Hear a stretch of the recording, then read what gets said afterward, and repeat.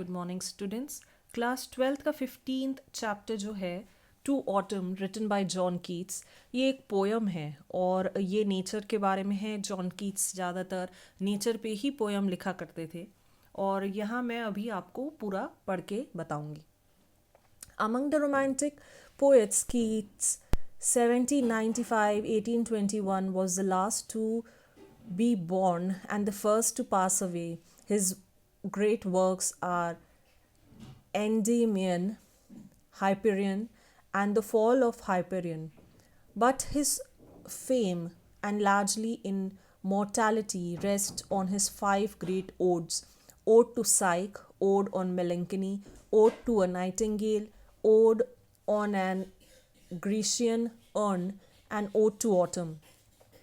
His poetry is remarkable for his love of the Greek Hellenism, escapism, melancholy note, cult of beauty, sensuousness, pictorial quality, and exquisite use of imagery. Okay यहाँ पर Keats जो हैं उनकी जीवनी के बारे में बताया, उनकी जीवनी बताई है यहाँ पर कि उनने 5 ओड लिखे हैं, जिसमें से सबसे ज़्यादा फेमस जो अभी तक मैंने पढ़े हैं ode to a nightingale and ode to autumn, वो आप लोग को भी पढ़ने को मिलेंगे। ये वाले सबसे ज़्यादा मतलब अच्छे हैं और बाकी तीनों मैंने पढ़े नहीं हैं तो मैं उनके बारे में नहीं कह सकती।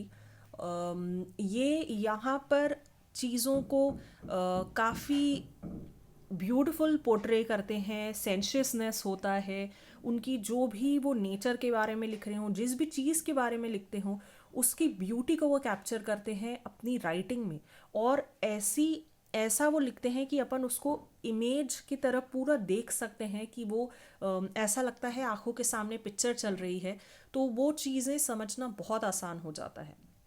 अब मैं ब्लू बॉक्स पढ़ूंगी। Ode to Autumn, the last of Keats' odes, is remarkable for its appeal to the senses, its words, pictures, and imagery. In the first stanza, autumn is represented as a season of mist, mellow fruitfulness, and a close bosom friend of the warming sun.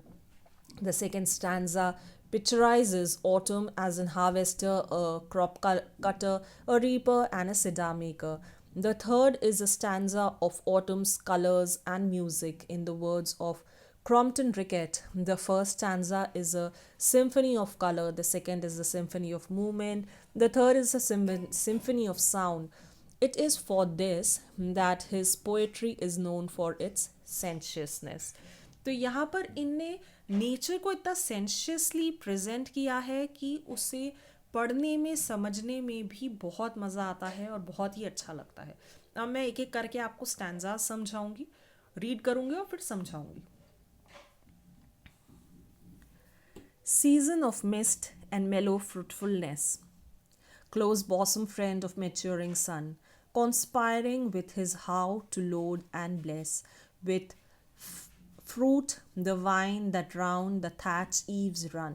Okay अब यहाँ पर जो nature है, जो जिसकी अपन इधर पर बात कर रहे हैं ऑटम की, ये जो ऑटम है इसे एक ऐसा सीज़न कहा गया है जब सब जगह वो जो फ्रूट्स राइप होने वाले रहते हैं उसकी खुशबू सब जगह फैली हुई होती है, और वो सन का बहुत क्लोज फ्रेंड होता है। ऑटम जो होता है इसलिए क्लोज फ्रेंड होता है क्योंकि ऑटम में जो सूरज होता है वही फ्रूट्स को राइप करवाता है, और उसका यही रहता है कि वो लोग एक दूसरे से बातें करते हैं, कॉन्स्पायर करते हैं कि कैसे वो कितने फ्रूट्स होंगे, वो कितनी उसको ब्लेसिंग्स मिलेगी कि कितने ज़्यादा फ्रूट्स होने वाले हैं इस बार। तो हर बार इनकी ये मतलब दोस्ती बताई है सन से, सीज़न की, ऑटम की।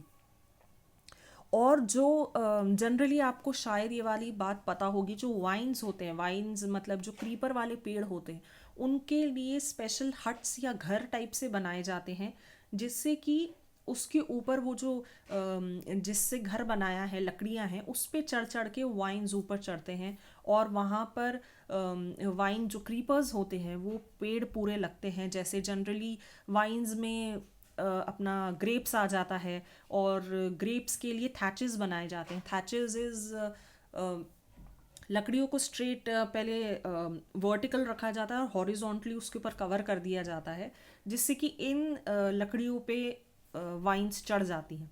तो वही बताया है, with fruit the vines that round the thatch eaves run, और उस पे पूरी वो वाइन्स लिपट के ऊपर तक जाती हैं। To bend with apples the moss'd cottage trees and fill all fruit with ripeness to the core, to swell the god and plumb the hazel shells with a sweet kernel, to set budding more and still more later flowers for the bees.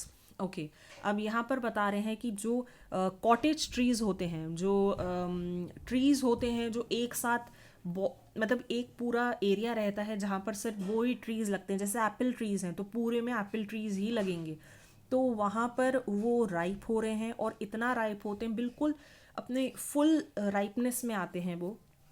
वहाँ पर God's लगे हैं, God's सब्जियाँ होती हैं, और फिर उसके बाद अलग अलग हेज़ल शेल्स लगे हैं। तो ये सारे बिल्कुल अपने राइपनेस में आ रहे हैं, और उधर पर जो भी ट्रीज़ लगे हुए हैं, कॉटेज ट्रीज़ हैं, वो सारे फुल राइपनेस में आ रहे हैं, क्योंकि ऑटम एक ऐसा टाइम है जब सारे ट्रीज़ और सारे जो भी फ्रूट्स हैं वो राइप होते हैं, और उनकी एक मीठी सी खुशबू पूरे में घूमती रहती है, और वो जो खुशबू है वो राइपनेस की खुशबू होती है।